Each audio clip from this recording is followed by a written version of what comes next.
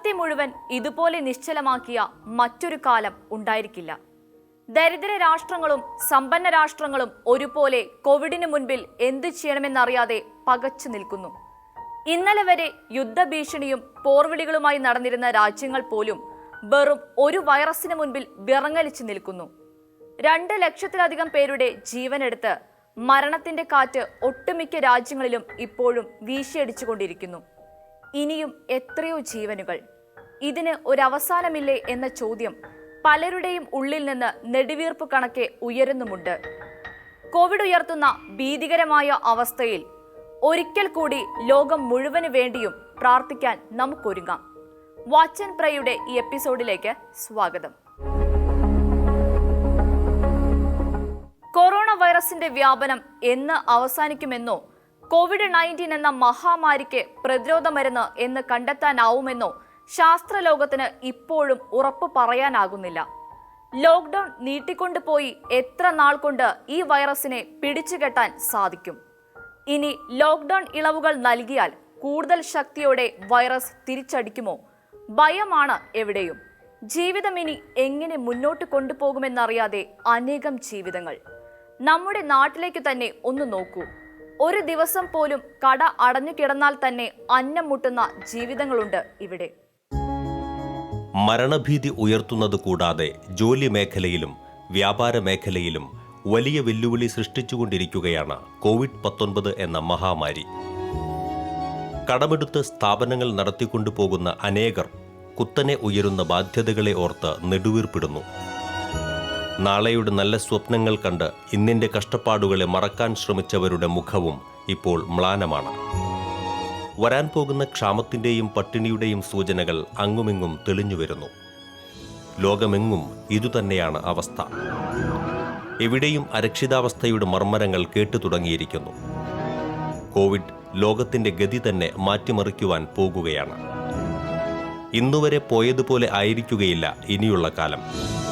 കോവിഡിന് മുൻപുള്ള ലോകവും ശേഷമുള്ള ലോകവുമെന്ന് ചരിത്രം രേഖപ്പെടുത്താൻ പോകുന്ന അത്രയും മാറ്റങ്ങൾ ലോകത്ത് സംഭവിക്കും എന്നതിലേക്കാണ് കാര്യങ്ങൾ നീങ്ങിക്കൊണ്ടിരിക്കുന്നത്.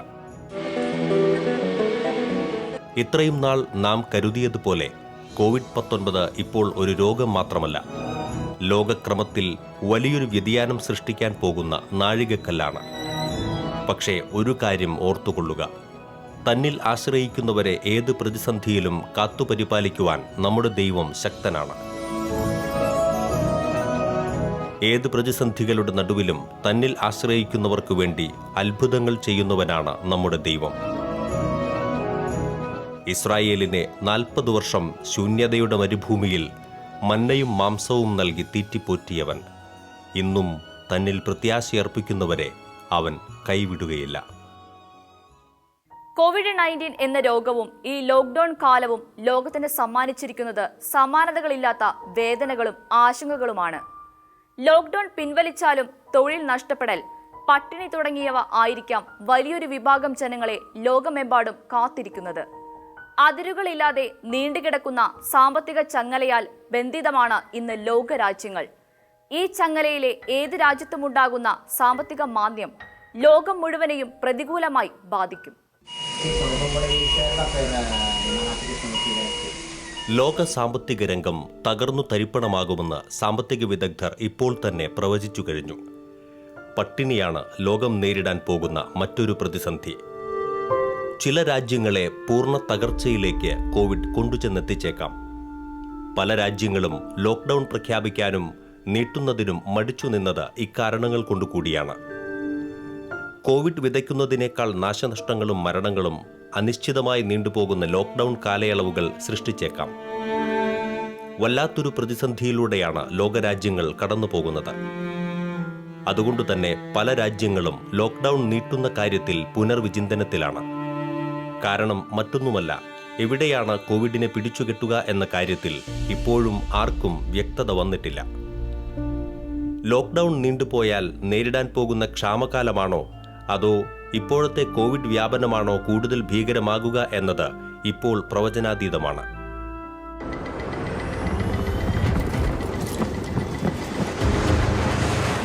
കഴിഞ്ഞ നൂറ്റാണ്ടിൽ ഒന്നാം ലോക മഹായുദ്ധത്തെയും രണ്ടാം ലോക മഹായുദ്ധത്തെയും അതിജീവിച്ചവർ ആണ് ലോക ജനത. എങ്കിലും ആ തലമുറയും ഇപ്പോഴത്തെ തലമുറയും തമ്മിൽ ഏറെ അന്തരമുണ്ട്.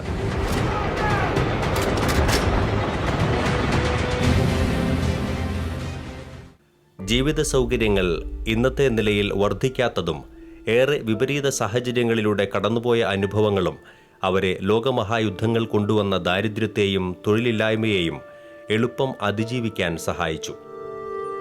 പക്ഷേ ലോകസുഖങ്ങളിലും ആഡംബരങ്ങളിലും മുഴുകി ജീവിതം നയിക്കുന്ന ഇന്നത്തെ തലമുറയ്ക്ക് അത്ര എളുപ്പം ദാരിദ്ര്യവും തൊഴിലില്ലായ്മയും നിറഞ്ഞു നിൽക്കുന്ന ഒരു പീഡനകാലത്തെ അതിജീവിക്കാൻ കഴിയില്ല. ഇവിടെയാണ് പ്രാർത്ഥനയും പരിത്യാഗവും നിറഞ്ഞു നിൽക്കുന്ന ഒരു ആത്മീയ ജീവിതം പരിശീലിച്ചെടുക്കേണ്ടതിൻ്റെ പ്രസക്തി. ഏതൊരു ദുരിതവും കഷ്ടപ്പാടും നമ്മെ നയിക്കേണ്ടത് ദൈവത്തിലേക്കാണ്, സഹനദാസനായ ക്രിസ്തുവിലേക്കാണ്. ദൈവത്തിൽ ആശ്രയിക്കുന്നവർ വീണ്ടും ശക്തി പ്രാപിക്കും. അവർ കഴുകന്മാരെ പോലെ ചിറകടിച്ചുയരും. അവർ ഓടിയാൽ തളരുകയില്ല, നടന്നാൽ ക്ഷീണിക്കുകയുമില്ല. വിലാപങ്ങളുടെ പുസ്തകത്തിന്റെ അവസാനത്തിൽ ഗ്രന്ഥകാരൻ കണ്ണീരോടെ പ്രാർത്ഥിക്കുന്നത് ഇങ്ങനെയാണ്: കർത്താവെ, ഞങ്ങൾ മടങ്ങി വരേണ്ടതിന് ഞങ്ങളെ അങ്ങയിലേക്ക് തിരിക്കണമേ. ഞങ്ങളുടെ ദിനങ്ങളെ പണ്ടത്തേതുപോലെ ആക്കണമേ. ദൈവഭക്തരുടെ പ്രാർത്ഥന സ്വർഗത്തെ തുളച്ചു കയറും. അതിനാൽ കൂടുതൽ തീഷ്ണതയോടെ നമ്മുടെ പ്രാർത്ഥന ഉയരണം. കോവിഡിന്റെ കാലത്തും ക്ഷാമത്തിന്റെ കാലത്തും കർത്താവ് നമ്മെ കാത്തുകൊള്ളും. കൊറോണ വൈറസ് മൂലം രോഗികൾ ആയവർക്കും അവരെ ചികിത്സിക്കുന്നവർക്കും പുറമെ കോവിഡ് മൂലം സ്വന്തം രാജ്യങ്ങളിലേക്ക് തിരിച്ചു പോകാൻ കഴിയാതെ വിദേശ രാജ്യങ്ങളിൽ തന്നെ കഴിയേണ്ടി വരുന്ന കോടിക്കണക്കിന് മനുഷ്യരുണ്ട്. അവരിൽ ചിലരുടെ ഭർത്താവ്, ഭാര്യ, മക്കൾ തുടങ്ങി തങ്ങളുടെ പ്രിയപ്പെട്ടവർ മാതൃരാജ്യത്തിലും അവർ തനിച്ച് പ്രവാസികൾ ആയി കോവിഡ് രോഗികൾ ഏറെയുള്ള ജോലിസ്ഥലത്തും. അവരിൽ പലർക്കും ജോലി നഷ്ടപ്പെട്ടിരിക്കുന്നു. ഭക്ഷണത്തിനു വേണ്ടി പോലും മറ്റുള്ളവരെ ആശ്രയിച്ച് പ്രവാസ രാജ്യത്ത് കഴിയുന്ന പതിനായിരങ്ങൾ. അവരെ ഓർത്ത് ആകുലപ്പെട്ടും ആശങ്കപ്പെട്ടും സ്വന്തം രാജ്യങ്ങളിൽ കഴിയുന്ന ലക്ഷക്കണക്കിന് ബന്ധുജനങ്ങൾ. പലരും നാട്ടിലേക്ക് മടങ്ങുവാൻ കൊതിച്ചിരിക്കുന്നു.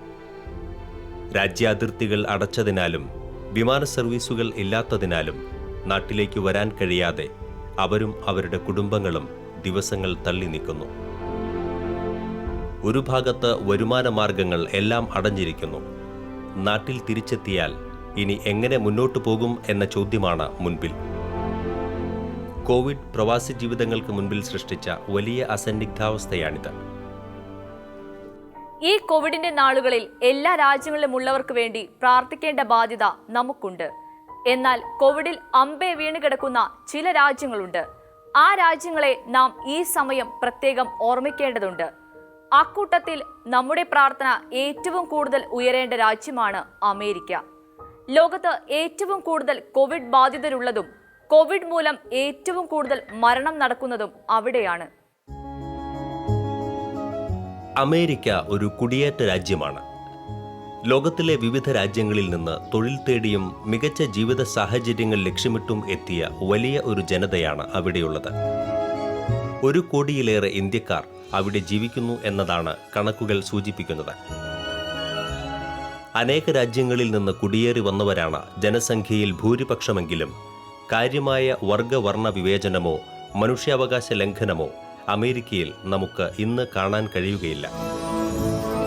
ദുരന്തങ്ങൾ ഉണ്ടാകുമ്പോൾ മറ്റ് രാജ്യങ്ങൾക്ക് സഹായഹസ്തവുമായി ഓടിയെത്തുന്നതിൽ എപ്പോഴും മുൻപന്തിയിലാണ് അമേരിക്ക. ലോകരാഷ്ട്രങ്ങൾക്ക് ഭീഷണിയായി വളർന്നുവന്ന തീവ്രവാദത്തെ അടിച്ചമർത്തുന്നതിൽ അമേരിക്ക ശക്തമായ ഇടപെടലുകൾ നടത്താറുണ്ട്. ലോകാരോഗ്യ സംഘടനയുടെയും ഐക്യരാഷ്ട്ര സംഘടനയുടെയും പ്രവർത്തനങ്ങൾക്ക് ഏറ്റവും കൂടുതൽ സമ്പത്ത് നൽകുന്നത് അമേരിക്കയാണ്. ഇപ്പോഴാകട്ടെ വിശ്വാസത്തിൽ അടിയുറച്ച ഒരു ഭരണകൂടമാണ് അമേരിക്കയിൽ നിലവിലുള്ളത്. അമേരിക്ക ആദ്യം മുതലേ ഉയർത്തിപ്പിടിച്ചിട്ടുള്ളതും ഇടക്കാലത്ത് മങ്ങലേറ്റതുമായ വിശ്വാസ പാരമ്പര്യത്തെ വീണ്ടും തിരികെ കൊണ്ടുവരുന്നതിൽ അമേരിക്കയിലെ ഇപ്പോഴത്തെ ഭരണകൂടം ശക്തമായ ഇടപെടലുകൾ നടത്തുന്നുണ്ട് എന്നത് നമുക്കറിയാം. ലോകത്തെ പ്രമുഖ രാജ്യങ്ങളിൽ കൊറോണയ്ക്കെതിരെ ആദ്യമായി ദേശീയ പ്രാർത്ഥനാ ദിനം പ്രഖ്യാപിച്ചത് അമേരിക്കൻ ഭരണകൂടമാണ്. ജീവന്റെ മൂല്യങ്ങൾക്കായി ഇത്രയേറെ ശക്തമായ നിലകൊണ്ട മറ്റൊരു ഭരണകൂടം ഈ അടുത്ത നാളുകളിൽ അമേരിക്കയിൽ ഉണ്ടായിട്ടില്ല. ദൈവവിശ്വാസികൾക്കെതിരെ ആക്രമണങ്ങൾ ഉണ്ടാകുമ്പോൾ പ്രതിഷേധിക്കുന്നതും അതിനെ തടയുന്നതിനായി മുന്നിട്ടിറങ്ങുന്നതും അമേരിക്കൻ ഭരണകൂടമാണ്. വിശ്വാസത്തിന്റെ സംരക്ഷകരായി പല ക്രൈസ്തവ രാജ്യങ്ങളും അമേരിക്കയെ കാണുന്നു. അമേരിക്കയെ ബാധിക്കുന്ന ഓരോ പ്രതിസന്ധിയുടെയും പ്രത്യാഘാതങ്ങൾ ലോകത്തെ എല്ലാ രാജ്യങ്ങളിലേക്കും പടരുന്നു. അമേരിക്ക സാമ്പത്തികമായി തകർന്നാൽ ഇന്ത്യയടക്കമുള്ള രാജ്യങ്ങളുടെ സാമ്പത്തിക അടിത്തറയും തകർന്നേക്കാം. അമേരിക്കയിൽ കോവിഡ് മരണം വിതയ്ക്കുമ്പോൾ സന്തോഷിക്കുന്ന ചില ശത്രു രാജ്യങ്ങളും ഉണ്ടായേക്കാം. എന്നാൽ അമേരിക്ക തകർന്നാൽ ലോകത്തെ പല രാജ്യങ്ങളും തകരുമെന്നതാണ് യാഥാർത്ഥ്യം. നാം ഇപ്പോൾ അമേരിക്കൻ ജനതയ്ക്കു വേണ്ടി പ്രാർത്ഥന ഉയർത്തുമ്പോൾ ഈ കാര്യങ്ങളും നമ്മുടെ മനസ്സിലുണ്ടാകണം. വിശുദ്ധ കുർബാനകളിലെ നിയോഗങ്ങളിൽ അമേരിക്കൻ ജനതയെ നാം സമർപ്പിക്കണം. നമ്മുടെ വ്യക്തിപരമായ പ്രാർത്ഥനകളിലും അമേരിക്കയെ പ്രത്യേകം ഓർക്കണം.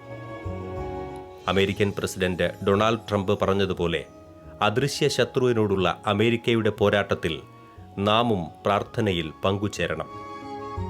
അന്ധകാരം ഭൂമിയെയും കൂരിരുട്ട് ജനതകളെയും മൂടും. എന്നാൽ കർത്താവ് നിന്റെ മേൽ ഉദിക്കുകയും അവിടുത്തെ മഹത്വം നിന്നിൽ ദൃശ്യമാകുകയും ചെയ്യും എന്ന ഏശയ്യാ പ്രവചനം ഉദ്ധരിച്ച് പ്രസംഗിച്ച ട്രംപിന്റെ അമേരിക്ക അന്ധകാരത്തിന്റെ ഈ സമയം അതിജീവിക്കാൻ ദൈവത്താൽ ശക്തമാകട്ടെ. അമേരിക്ക കൂടാതെ സ്പെയിൻ, ഇറ്റലി, ഫ്രാൻസ്, ഇംഗ്ലണ്ട് തുടങ്ങി പല രാജ്യങ്ങളിലും കൂട്ടമരണങ്ങൾ തുടർക്കഥയായിരിക്കുന്നു. അവിടുത്തെ ജനങ്ങളും ആ രാജ്യങ്ങളിലുള്ള നമ്മുടെ പ്രിയപ്പെട്ടവരും മരണത്തിന് കീഴടങ്ങുമ്പോൾ നമുക്കെങ്ങനെ നിശബ്ദരായിരിക്കാൻ സാധിക്കും? ഇവിടെ എല്ലാം ശാന്തതയിലേക്ക് പോകുന്നു എന്ന് നാം കരുതുമ്പോൾ അവിടങ്ങളിൽ കാര്യങ്ങൾ ശാന്തമല്ല എന്ന് നമുക്കോർക്കാം. ഇറ്റലി, സ്പെയിൻ, ഫ്രാൻസ്, UK എന്നീ രാജ്യങ്ങളിലാണ് യൂറോപ്പിൽ ഏറ്റവും കൂടുതൽ മരണം റിപ്പോർട്ട് ചെയ്തിട്ടുള്ളത്. ലോകത്ത് കോവിഡ് മരണങ്ങളിൽ ഏകദേശം 60% പേരും യൂറോപ്പിൽ നിന്നാണ്. ആദ്യ നൂറ്റാണ്ടുകളിൽ സുവിശേഷം ലോകമെങ്ങും എത്തിച്ചേരാൻ ഏറ്റവും കൂടുതൽ അധ്വാനിച്ചതും കഷ്ടതകൾ ഏറ്റെടുത്തതും യൂറോപ്യന്മാരാണ്. സഭയ്ക്ക് ഏറ്റവും കൂടുതൽ വിശുദ്ധരെ സമ്മാനിച്ചതും ക്രൈസ്തവ വിശ്വാസത്തെ പരിപോഷിപ്പിച്ചതും യൂറോപ്പ് വൻകരയാണ്. കഴിഞ്ഞ നൂറ്റാണ്ടുകളിൽ സഭ പ്രതിസന്ധികളിലൂടെ കടന്നുപോയപ്പോൾ സഭയെ ശക്തിപ്പെടുത്തുന്നതിന് ഉയർന്നുവന്ന വലിയ വിശുദ്ധരും യൂറോപ്പിൽ നിന്നായിരുന്നു. പക്ഷേ കഴിഞ്ഞ പതിറ്റാണ്ടുകളിൽ എവിടെയോ വച്ച് വിശ്വാസ കാര്യങ്ങളിൽ യൂറോപ്പിന് വഴിതെറ്റി. ഇന്ന് നിരീശ്വരത്വവും സത്യദൈവ നിഷേധവും അസന്മാർഗികതയും പടർന്നു പന്തലിച്ച യൂറോപ്യൻ രാജ്യങ്ങളിൽ നിന്ന് കോവിഡിനെ പടികടത്താൻ പ്രാർത്ഥിക്കുന്നതിനോടൊപ്പം തന്നെ ആ രാജ്യങ്ങളുടെ വിശുദ്ധീകരണത്തിനു വേണ്ടിയും നാം പ്രാർത്ഥിക്കേണ്ടിയിരിക്കുന്നു. പല വ്യക്തികളും വേണ്ടത്ര അനുതാപമില്ലാതെ അവിടെ മരിച്ചു വീഴുന്നു. മരണത്തിലേക്ക് വഴുതി വീഴുന്ന വ്യക്തികളിൽ ആഴമായ അനുതാപവും മനസാന്തരവും സംഭവിക്കുക എന്നത് നമ്മുടെ പ്രാർത്ഥനാ വിഷയമാകണം. തിന്മ നിറഞ്ഞാടിയപ്പോഴും കർത്താവിനു വേണ്ടി തീപിടിപ്പിച്ച അനേകം വ്യക്തികളും സമൂഹങ്ങളും ഇപ്പോഴും അവിടെയുണ്ട്. അവരുടെ പ്രാർത്ഥനകൾക്ക് ബലമേകുവാൻ നമുക്ക് നമ്മുടെ കരങ്ങൾ വിരിച്ചുപിടിക്കാം. കർത്താവിൻ്റെ കരുണ യൂറോപ്പ് ഭൂഖണ്ഡത്തിന്റെ മേൽ ഒഴുകിയിറങ്ങട്ടെ.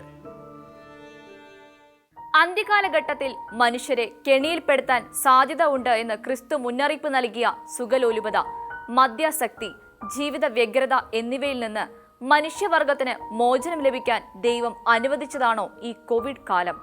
കാരണം ലോകം മുഴുവൻ അത്രയേറെ തിന്മ വ്യാപിച്ചിരുന്നു. അരുത് എന്ന് ദൈവം കൽപ്പിച്ചതെല്ലാം തന്റെ സുഖങ്ങൾക്ക് വേണ്ടിയാകാം എന്ന് മനുഷ്യൻ മാറ്റിയെഴുതി. ബൈബിളിലെ സോദോം ഗോമോറയെ ചുട്ടുകരിക്കാൻ കാരണമായ സ്വവർഗഭോഗം ഇന്ന് അനേകം രാജ്യങ്ങളിൽ നിയമാനുസൃതവും പൊതുസമൂഹത്തിൽ അംഗീകരിക്കപ്പെടുന്നതും ആയി മാറി. ജീവൻ ദൈവിക ദാനമാണെന്ന് മനുഷ്യൻ മറന്നു. ജീവൻ നൽകാനും ജീവൻ എടുക്കാനും ദൈവത്തിന് മാത്രമുള്ള അവകാശത്തെ നാം കവർന്നെടുത്തു. അങ്ങനെ ഓരോ വർഷവും കോടിക്കണക്കിന് കുഞ്ഞുങ്ങൾ അമ്മയുടെ ഉദരത്തിൽ വെച്ചു തന്നെ ഭ്രൂണഹത്യ വഴി കൊല ചെയ്യപ്പെടുന്നു. ലോകത്തിന് ഭാരമായി കണ്ട് വൃദ്ധരെയും മാറാരോഗികളെയും ദയാവധത്തിന് വിധേയരാക്കുന്നത് നിയമവിധേയമാക്കിയ രാജ്യങ്ങൾ. ദയാവധം വഴി എത്രയോ ആയിരം പേരാണ് ഓരോ വർഷവും വധിക്കപ്പെടുന്നത്. അതിനു പുറമെ കുടുംബ ബന്ധങ്ങളിലെ വിശുദ്ധിയും ദാമ്പത്യ വിശ്വസ്തതയും എന്തോ ഒരു കുറവ് ആണെന്ന ചിന്ത അനേകരിൽ രൂപപ്പെട്ടത് ഈ പതിറ്റാണ്ടുകളിലാണ്. ഒറ്റ വാചകത്തിൽ പറഞ്ഞാൽ ഭൂമി താങ്ങുന്ന പാപഭാരം എത്രയോ വലുതായി. ഒരു കാര്യം ഉറപ്പാണ്, ലോകത്തിന്റെ പല ഭാഗങ്ങളിലും തിന്മ അതിന്റെ മൂർധന്യാവസ്ഥയിൽ എത്തിയിരിക്കുന്നു. വ്യക്തി സ്വാതന്ത്ര്യത്തിന്റെ മറവിൽ എല്ലാ തിന്മകളും അതിന്റെ പാരമ്യത്തിൽ അനുവദിക്കപ്പെട്ടിട്ടുള്ള അവസ്ഥ. ഈ അവസ്ഥയിൽ ലോകത്തിന്റെ വിശുദ്ധീകരണത്തിനായി ദൈവം അനുവദിച്ചതാണോ ഈ മഹാമാരി എന്ന് പലരും ചിന്തിച്ചു തുടങ്ങിയിരിക്കുന്നു. കോവിഡ് ഒരു മുന്നറിയിപ്പാണ്. അതോടൊപ്പം തന്നെ ക്രിസ്തുവിന്റെ പ്രത്യാഗമനത്തിന് മുന്നോടിയായി ദൈവം നമുക്ക് നൽകുന്ന അടയാളവും. ഇത് മാനസാന്തരത്തിനുള്ള സമയമാണ്, മടങ്ങി വരവിന്റെ കാലം. ആരാധനാലയങ്ങൾ അടയ്ക്കപ്പെട്ടതിന്റെ വേദനയുണ്ടെങ്കിലും ചില തിന്മകളെങ്കിലും താൽക്കാലികമായിട്ടെങ്കിലും ലോകത്തിൽ ഇപ്പോൾ തടയപ്പെട്ടിട്ടുണ്ട് എന്ന് ആശ്വസിക്കുന്നവരുമുണ്ട്. നിർത്തലാക്കപ്പെട്ട പൊതു ദൈവാരാധനയും ശുശ്രൂഷകളും എന്ന് ഇനി പുനരാരംഭിക്കും എന്ന് നമുക്കറിഞ്ഞുകൂടാ. കോവിഡിനെ ഭയന്ന് ആരാധനാലയങ്ങൾ അടഞ്ഞു തന്നെ കിടക്കുന്നു. മതമർദ്ദനത്താൽ വലഞ്ഞ ആദിമ ക്രൈസ്തവർക്ക് പോലും ഭൂഗർഭ അറകളിൽ ബലിയർപ്പിക്കാൻ കഴിഞ്ഞിരുന്നു. പക്ഷേ നമുക്കോ? വെളിപാട് പുസ്തകത്തിൽ 4-ാം മുദ്ര തുറക്കുമ്പോൾ വാളും ക്ഷാമവും പകർച്ചവ്യാധിയും ഭൂമിയിൽ അധികാരം പ്രയോഗിക്കുമെന്ന് കാണാൻ കഴിയും. ഇപ്പോഴത്തെ പകർച്ചവ്യാധിയുടെ അവസാനം വലിയ ക്ഷാമത്തിലേക്കാണ് ലോകത്തെ കൊണ്ടെത്തിക്കുക എന്ന വിദഗ്ധരുടെ മുന്നറിയിപ്പുകൾ നാം എല്ലാം കേട്ടുകഴിഞ്ഞതാണ്. പലപ്പോഴും ക്ഷാമവും ദാരിദ്ര്യവും വലിയ യുദ്ധങ്ങളിലേക്ക് വഴി തുറന്നിട്ടുണ്ട് എന്നുള്ളതിന് ചരിത്രവും സാക്ഷിയാണ്. അതിനാൽ തന്നെ വരും നാളുകളെ വളരെ സൂക്ഷ്മതയോടും ആശങ്കയോടെയുമാണ് രാഷ്ട്രത്തലവന്മാർ വീക്ഷിക്കുന്നത്. വരും കാലങ്ങളിൽ കോവിഡിൽ നിന്ന് പാഠം ഉൾക്കൊണ്ട് ശുചിത്വത്തിന് കൂടുതൽ പ്രാധാന്യം കൽപ്പിക്കപ്പെടും എന്നതിൽ രണ്ടു പക്ഷമില്ല. ഇത് കറൻസി നോട്ടുകളിൽ നിന്നും കാർഡുകളിൽ നിന്നും മാറി ശരീരത്തിൽ പിടിപ്പിക്കുന്ന ചിപ്പുകളിലേക്കുള്ള മാറ്റത്തിന് വേഗത കൂട്ടിയേക്കാം. കൊടുക്കൽ വാങ്ങലുകൾ വെളിപാടിൽ പ്രതിപാദിച്ചിട്ടുള്ളതുപോലെ ശരീരത്തിൽ ഘടിപ്പിച്ച ചിപ്പിലെ തരംഗങ്ങൾ വഴി നടക്കുന്ന കാലം. കോവിഡ് വലിയ വ്യതിയാനങ്ങൾക്ക് തുടക്കം കുറിക്കുകയാണ്. നാം പ്രാർത്ഥനയാകുന്ന ഏക സാധ്യതയിലേക്ക് തിരിയേണ്ട സമയം അതിക്രമിച്ചിരിക്കുന്നു. ലോകത്തിൽ വലിയ മാറ്റങ്ങൾ കോവിഡ് കൊണ്ടുവരാൻ പോകുന്നു. അതിനാൽ തന്നെ രാഷ്ട്രത്തലവന്മാർക്കു വേണ്ടി നാം ഈ നാളുകളിൽ പ്രാർത്ഥിക്കണം. ക്രിസ്തുവിന്റെ 2-ാം വരവിന് മുൻപ് സംഭവിക്കേണ്ട ലോകരാജ്യങ്ങളുടെ സുവിശേഷവൽക്കരണം ത്വരിതപ്പെടുവാനും വേണ്ടി നാം പ്രാർത്ഥിക്കണം. യേശുവിനെ ഇനിയും അറിയാത്ത ജനകോടികൾ അവിടുത്തെ അറിയുന്നതിനും പാപികളുടെ മാനസാന്തരത്തിനും വേണ്ടി നമുക്ക് പ്രാർത്ഥിക്കാം. ദൈവത്തിന്റെ മനസ്സറിഞ്ഞ് നാം പ്രാർത്ഥിക്കുമ്പോൾ നമ്മുടെ പ്രാർത്ഥനയിലൂടെ വലിയ ദൈവിക പ്രവൃത്തികൾ നമുക്ക് ദർശിക്കാൻ സാധിക്കും. കോവിഡ് ഒരു അവസരമാണ് ദൈവത്തിലേക്ക് തിരിയാനും അനേകരെ ദൈവത്തിലേക്ക് ആനയിക്കാനും. നമ്മുടെ പ്രാർത്ഥനകൾ ഇനി ആ ദിശയിലേക്ക് തിരിയട്ടെ. കാലത്തിന്റെ അടയാളങ്ങൾ വിവേചിച്ചറിഞ്ഞ് നാം ജീവിതത്തെ ക്രമപ്പെടുത്തേണ്ട നാളുകളാണിത്. മറ്റു വാക്കുകളിൽ പറഞ്ഞാൽ പ്രാർത്ഥനയുടെയും പരിത്യാഗത്തിന്റെയും ജീവിതത്തിലേക്ക് നാം മടങ്ങിപ്പോകേണ്ട നാളുകൾ. കോവിഡിന് പരിഹാരം അന്വേഷിക്കുന്ന മനുഷ്യനുള്ള ഉത്തരവും ഇത് തന്നെ. പശ്ചാത്താപത്തോടെ പരിത്യാഗത്തോടെ ദൈവകരുണയ്ക്ക് വേണ്ടി നമുക്ക് യാചിക്കാം. ദൈവത്തിന്റെ സ്നേഹം ഈ മഹാമാരി അനുവദിച്ചതിൽ വേദനിക്കുന്നുണ്ടാകാം. മനുഷ്യവർഗത്തിന്റെ പാപത്തിന്റെ അനന്തരഫലമായ ശിക്ഷയിൽ നിന്ന് അവർ രക്ഷപ്പെടാൻ ദൈവത്തിന്റെ സ്നേഹം കരുതിവെച്ച ശുദ്ധീകരണ പ്രക്രിയയാകാം ഈ കോവിഡ്. കാരണം നമ്മുടെ ദൈവം അനന്ത സ്നേഹവും അനന്ത കരുണയുമാണ്. അതിനാൽ ദൈവത്തെ വിളിച്ചപേക്ഷിച്ച് ദൈവകരുണ സ്വീകരിച്ച് കോവിഡ് രോഗത്തെയും കോവിഡ് കഴിഞ്ഞുവരുന്ന ദുരിതകാലത്തെയും നമുക്ക് സ്വീകരിക്കാം. ലോകം മുഴുവനുമെടുത്താൽ കോവിഡിനെ പ്രതിരോധിക്കാനായി ഏറ്റവും കൂടുതൽ പ്രാർത്ഥനകൾ ഉയരുന്നത് ഒരുപക്ഷെ നമ്മുടെ കേരളത്തിൽ നിന്നാകാം. അതുകൊണ്ട് കൂടിയാകാം രോഗവ്യാപനം തടയത്തക്ക വിധത്തിൽ ശരിയായ തീരുമാനങ്ങൾ ശരിയായ സമയത്തെടുക്കാൻ നമ്മുടെ ഭരണാധികാരികൾക്ക് കഴിയുന്നത്.